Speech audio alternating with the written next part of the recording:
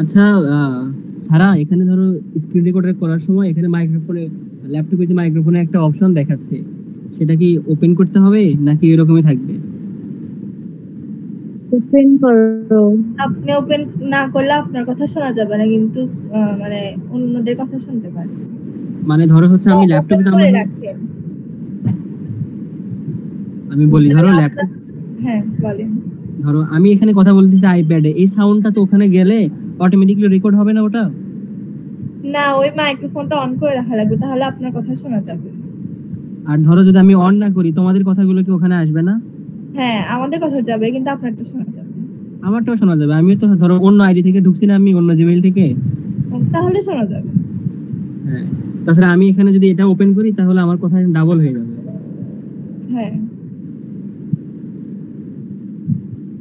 আচ্ছা, তোমরা তুলে নাও। আমি যেহেতু এতক্ষণ রেকর্ড করে নি, সেগুলো আবার একটু রিভিউ করে দেই। তোমরা যারা তুলতেছে তোলো, আমার কথা কেউ এখন শুনিও না, বা যারা পরে আসলে একটু শুনতে পারো। তো আমরা মডিফাই করতেছিলাম। মডিফাই করার জন্য প্রথমত আমাদের হচ্ছে শিখতে হবে যে কোনটা কাকে মডিফাই করে। তো আমরা জানি আমাদের যে নাউনটা সেটাকে মডিফাই করে হচ্ছে অ্যাডজেক্টিভ। তো যদি কখনো পরীক্ষায় প্রশ্নে দেয়া থাকে যে মডিফাই দা নাউন, তাহলে সেটা আমাদের অ্যাডজেক্টিভ বের করে নিতে হবে। এখন অ্যাডজেক্টিভের বেশ কিছু প্রকারভেদ আছে। প্রথমত আমরা হচ্ছে ডিটারমিনার যেগুলো আছে সেগুলোকে অ্যাডজেক্টিভ বলে থাকি। যেমন আর্টিকেল একটা ডিটারমিনার, পজিটিভ অ্যাডজেক্টিভ সেগুলো একটা ডিটারমিনার, তারপরে কোয়ালিফায়ার্স বা কোয়ালিফায়ার্স সেগুলো, ডেমনস্ট্রেটিভ সেগুলো। তো এগুলোর মধ্যে এ এন্ড দা পরে, আর্টিকেলের মধ্যে পজিটিভের মধ্যে পরে মাই, আওয়ার, ইওর, হার, তারপরে যে কোনো একটা নাম। কোয়ান্টিফায়ার্স এগুলো হচ্ছে পরিমাণ বা সংখ্যা বোঝায়, মেনি, ফিউ, সাম, ওয়ান, টু, এগুলো হচ্ছে কোয়ান্টিফায়ার্স। এরপর ডেমনস্ট্রেটিভ গুলো যেগুলো দ্বারা নির্দেশ করা বোঝায়, যেমন দিস, দ্যাট, দোস, এগুলো। এরপরে কোয়ালিফায়ার্স বলতে আমরা বুঝি যে যেগুলো কোনো কিছুর কোয়ালিটি নির্দেশ করে। আচ্ছা, তো কোয়ালিটি গুলো কি রকম? Good, bad, strong, famous, notorious, dot dot dot dot, এরকম। এরপরে নাউন অ্যাডজেক্টিভ গুলো আছে, দেখে নিতে পারো। প্রেজেন্ট পার্টিসিপল, পাস্ট পার্টিসিপল, এগুলো আমরা গত ক্লাসে আলোচনা করছি, তাও চাইলে একটু দেখে নিতে পারো। আচ্ছা, তোমাদের তোলা কি হচ্ছে? হইছে।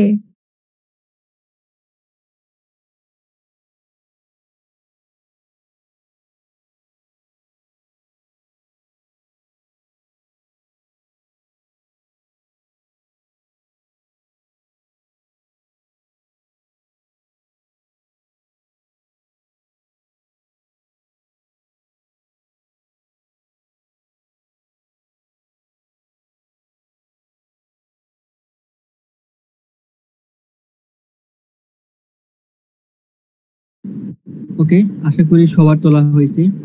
তো আমরা এবার চলে আসি হচ্ছে পার্ট বি তে।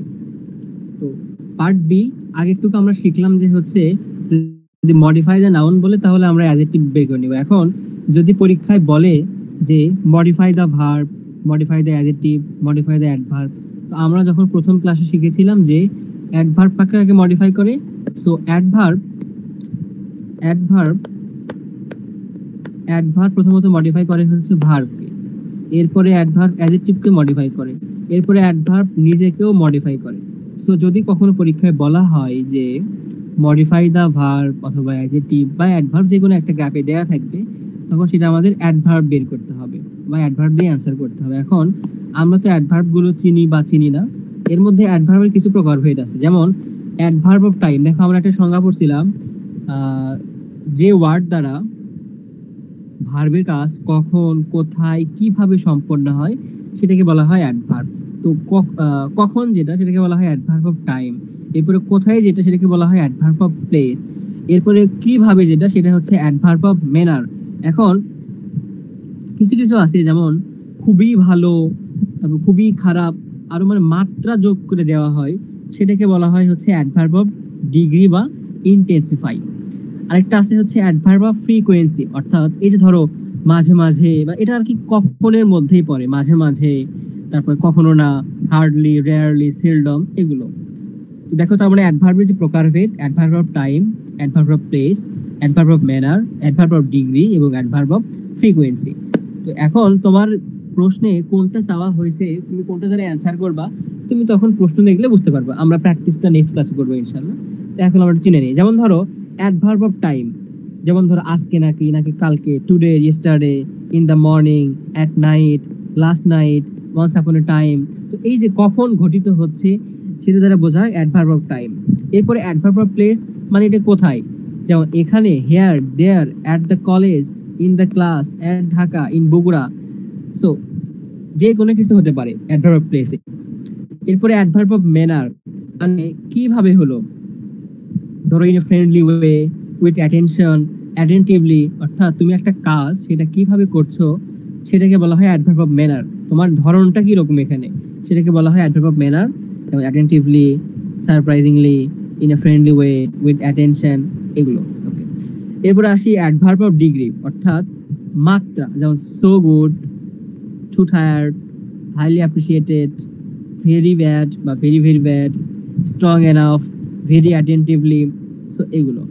এরপর আসি অ্যাডভার্ব অফ ফ্রিকোয়েন্সি, এই যে একটু আগে বললাম যে always, sometimes, never, seldom, hardly, rarely, after. So এগুলো হচ্ছে অ্যাডভার্ব অফ ফ্রিকোয়েন্সি, কতক্ষণ পর পর ঘটে বা কখনো ঘটে কিনা এরকম। যেমন দেখো এখানে আমরা একটু আগে বললাম যে মডিফাই করার যে বিষয়টা, যে হি স্টাডিজ ভেরি অ্যাটেন্টিভলি।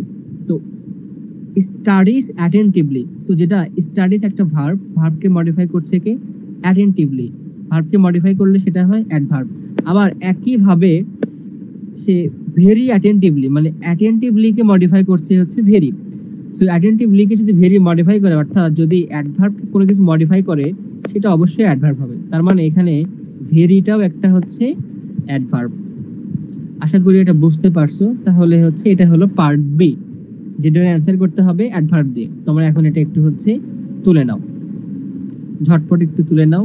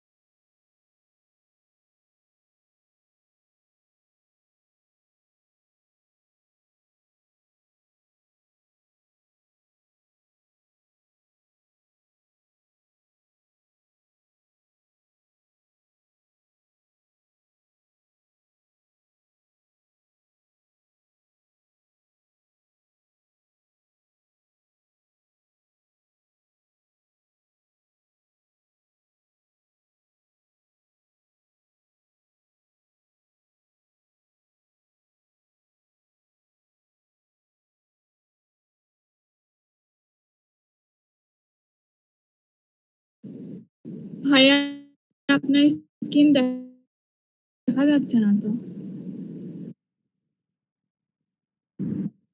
দেখা তো যাওয়ার কথা, আমি আমার ল্যাপটপে এখানে দেখতেই পাচ্ছি। মনে হয় তোমার নেট প্রবলেম। বাকিরাও কি দেখতে পাচ্ছ না?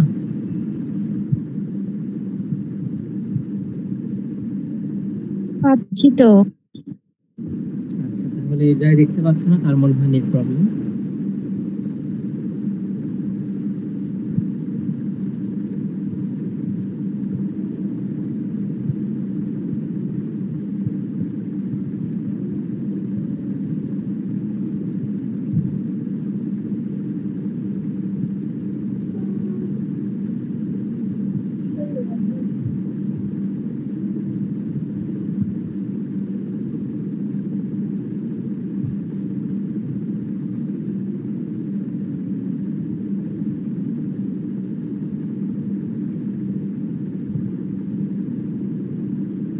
তোলা হইলে জানাও।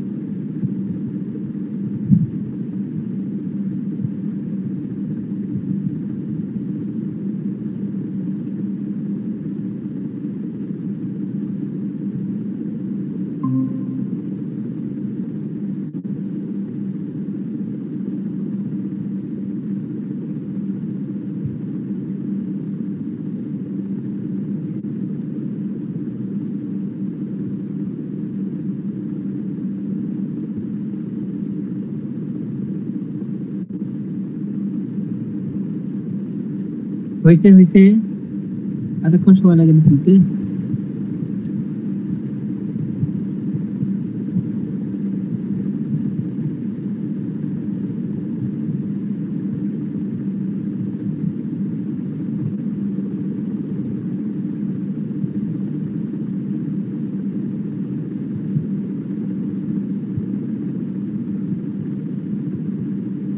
তোলা হয়েছে আপু আপনাদের?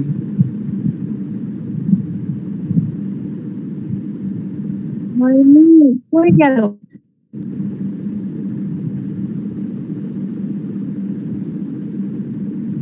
ম্যাক্সিমাম মানুষজনের দেখি নেট প্রবলেম, চলে চলে যাচ্ছে। তোমার বললাম অফলাইনে পড়াও। তোমরা অফলাইনে কি টাইম মিল করতে পারলা? শুধু জ্যোতিরই তো হচ্ছে না, আমাদের তো হচ্ছেই। তাহলে সবাই একটা মিউচুয়াল আসতে হবে না? একজন ছাড়া তখন কেমনে পড়বা?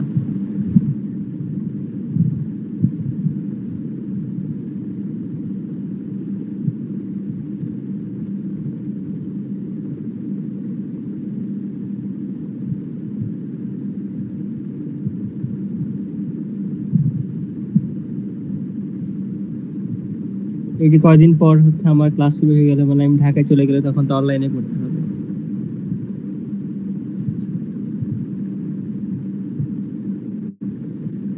আচ্ছা, কি কি আছে এখন? স্নেহা, নাবিলা, সামিয়া। আচ্ছা, মনে হয় তোলা হয়েছে। আমি পরের টপিকে গেলাম। যাব? যান। ঠিক আছে, ওকে। আমরা চলে আসলাম হচ্ছে পার্ট সি তে, যে এখন হচ্ছে র্যান্ডম কিছু কথা বলা হবে। যেমন যদি কখনো ইনফিনিটিভ চাওয়া হয়, ইনফিনিটিভ আমরা কতদিন বলছিলাম যে ভার্বের পূর্বে টু বসাতে হয়, তাহলে সেটা আমরা ইনফিনিটিভ হবে। যদি ইনফিনিটিভ ফ্রেজ চাওয়া হয়, তার মানে টু যুক্ত কোনো একটা ফ্রেজ দিতে হবে। এরপরে যদি রিলেটিভ ক্লজ চাওয়া হয়, রিলেটিভ মানে হচ্ছে যেগুলো সম্পর্ক স্থাপন করে। আমরা এগুলো পড়ছিলাম হচ্ছে রিলেটিভ অ্যাডজেক্টিভ বা রিলেটিভ অ্যাডভার্ব, যখন এগুলো তোমরা আরো পার্টস অফ স্পিচ নিয়ে কথা বলা হবে তখন এগুলো পারবা আসলে। তারপর রিলেটিভ ক্লজ বলতে আমরা বুঝে নিব হু, হুইচ, হুম, হোয়াট, দ্যাট। যদি এগুলো থাকে তার মানে তখন এটা দিয়ে করতে হবে। এরপরে অ্যাপোজিটিভ আমরা কতদিন পড়ছি, অ্যাপোজিটিভ মানে কোনো একটা নাউন বা প্রোনাউন সম্পর্কে আরো এক্সট্রা তথ্য দেওয়া, সেটাকে বলা হয় অ্যাপোজিটিভ। এরপরে হচ্ছে প্রিপজিশনাল ফ্রেজ। প্রিপজিশনাল ফ্রেজ বলতে বোঝায় যে ফ্রেজটা প্রিপজিশন দ্বারা শুরু হয়, এটা আমরা কতদিন দেখছি। এরপরে ইন্টেন্সিফায়ার, একটু আগে দেখলাম যে হচ্ছে অ্যাডভার্ব ডিগ্রি, যে ভেরি, সো গুড, ট্রু, এরকম কিছু দেওয়া, সেটা হচ্ছে ইন্টেন্সিফায়ার। তো এটাই হচ্ছে মেইনলি আমাদের পার্ট সি। এর মধ্যে থেকে এই যে part A, part B, part C, এর মধ্যে থেকে পরীক্ষায় আসবে, এর বাইরে একটাও আসবে না, একদম গ্যারান্টি দিয়ে লিখে নিতে পারো। জাস্ট তোমাদের একটু ভোকাবুলারিটা বাড়াতে হবে এবং হচ্ছে সেগুলো ভালো করে অ্যাপ্লাই করতে হবে। তোমরা পার্ট সিটা একটু তুলে নাও, তাহলে আমরা দেখি পরবর্তীতে আর কি পড়ানো যায়। ঝটপট তুলে নাও পার্ট সি।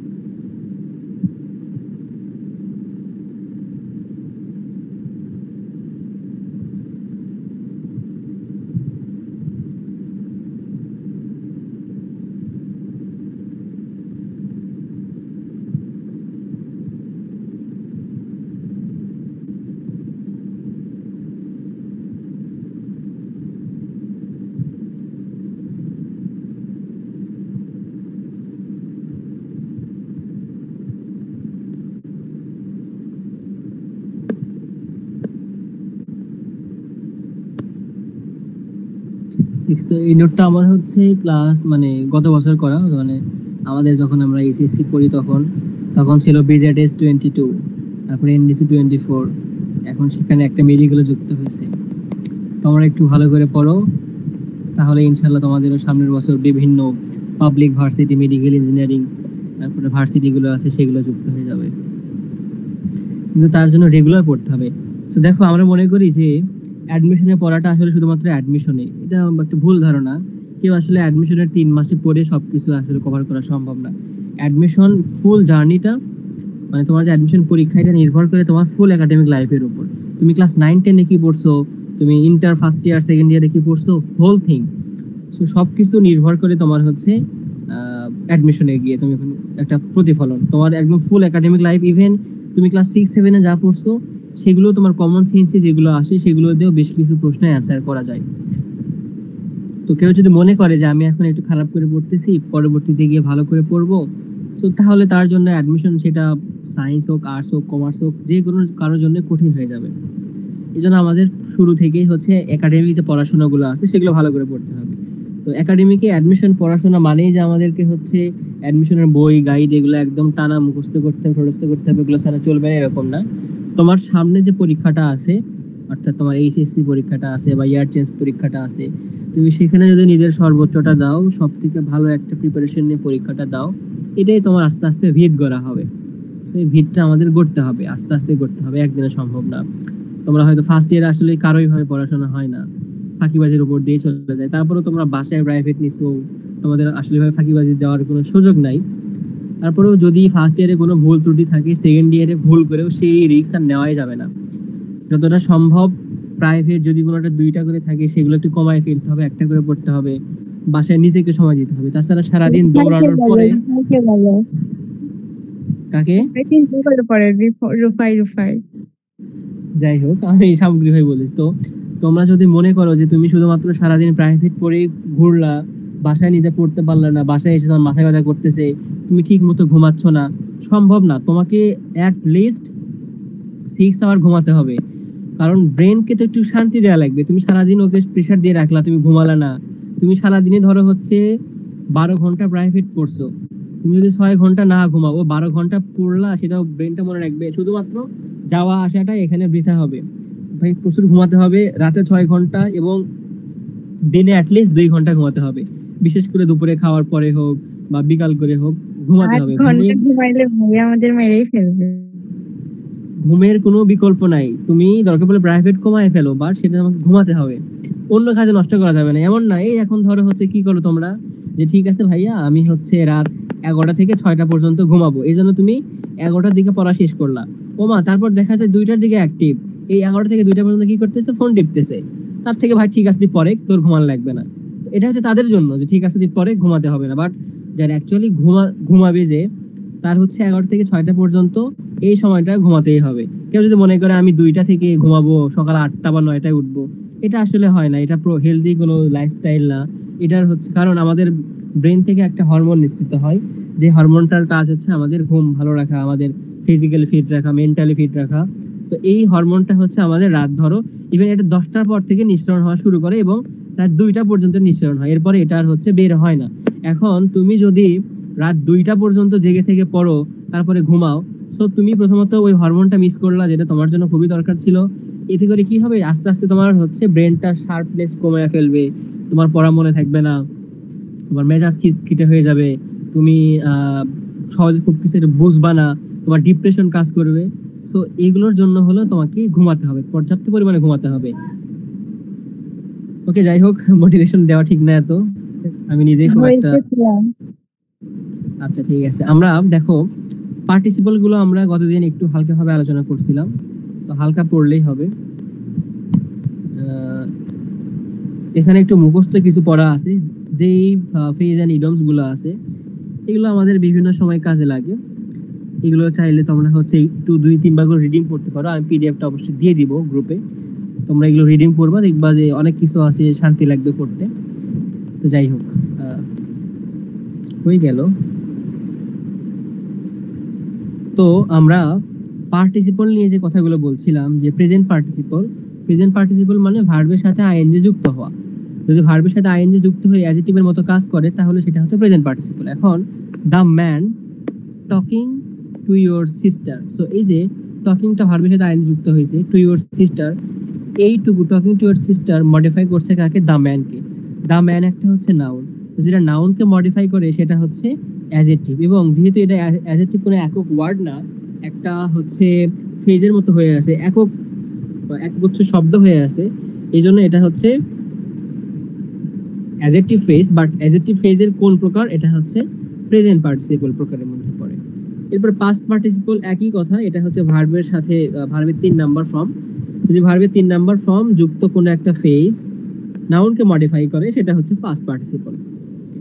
এরপরে ইনফিনিটিভস টু থাকবে, অ্যাডজেক্টিভ ক্লজ আমরা দেখছি, অ্যাপোজিটিভ দেখছি। তো আমরা যেটা দেখিনি সেটা হচ্ছে জিরান্ড দেখিনি। তো এটা মেইনলি ভার্বের পড়াশোনা, তারপরে একটু বলে দেই যে জিরান্ড আবার কি জিনিস। দেখো তোমরা এই বাক্যটা পড়ছো, এটা সবারই জানার কথা যে swimming is a good exercise. তো এই যে সুইমিং, দেখো এটা প্রথমত হচ্ছে সাবজেক্ট। আমরা জানি সাবজেক্টে সবসময় নাউন বা প্রোনাউন বসে, তার মানে এটা হচ্ছে নাউন। তো একই সাথে এটা হচ্ছে সুইমিংটা হচ্ছে ভার্বের সাথে আইএনজি। তো দেখো ভার্বের সাথে যদি কোনো কিছু আইএনজি যুক্ত হয়ে নাউনের মতো কাজ করে তখন সেটাকে আমরা বলি হচ্ছে জিরান্ড। এটা পড়ে আসার কথা, তার মানে ভার্বের সাথে আইএনজি যুক্ত হয়ে যদি কোনোটা নাউনের মতো কাজ করে সেটা হয় জিরান্ড। আর যদি ভার্বের সাথে আইএনজি যুক্ত হয়ে সেটা যদি অ্যাডজেক্টিভের মতো কাজ করে সেটা হয় হচ্ছে পার্টিসিপল। এখন সেটা প্রেজেন্ট পার্টিসিপল, এটা হচ্ছে প্রেজেন্ট পার্টিসিপল, প্রেজেন্ট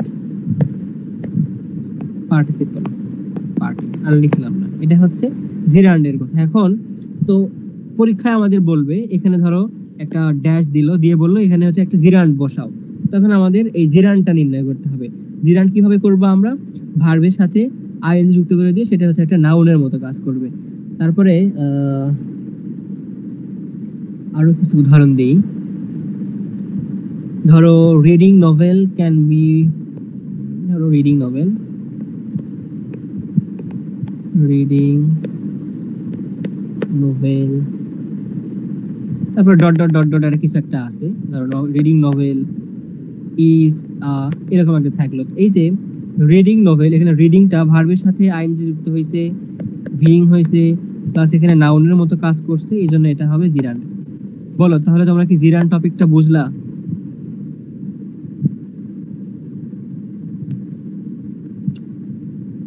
তোমরা কি ভাইয়া পুরো জিরান্ড বুঝেছো? জি ভাইয়া বুঝছি। আচ্ছা, এখন যদি বুঝে থাকো, আমাদের মডিফায়ার মোটামুটি শেষ। এটা নিয়ে আর আসলে খুব একটা ইয়ে করতে হবে না, আমরা সামনের দিন মডিফায়ারের প্র্যাকটিস গুলো করব। এখন বলো আমি কি তাহলে বায়োলজি শুরু করব? করো।